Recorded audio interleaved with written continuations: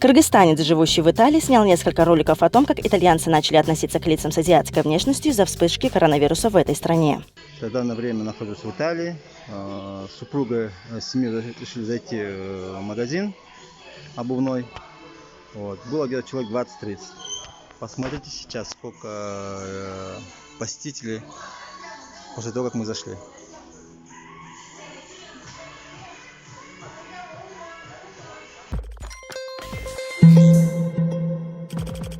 В Карасуйском районе Орской области при пожаре погиб 64-летний мужчина. Об этом 26 февраля сообщает Турмуш. Житель села Папан приехал в дом племянника и уснул с непотушенной сигаретой. Неосторожность при курении стала причиной пожара. В результате пожара сгорела шиферная кровля двухэтажного жилого дома. Комната, 2 окна и домашние вещи.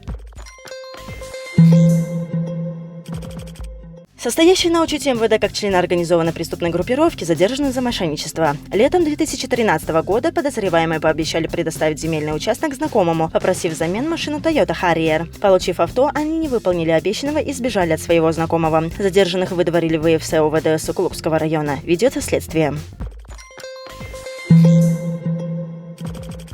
Судья Конституционной палаты Верховного суда Латип Джумабаев забыл положить руку на Конституцию во время принятия присяги. Церемония принятия присяги проходила 26 февраля после одобрения 3 кандидатур на должности судей Конституционной палаты.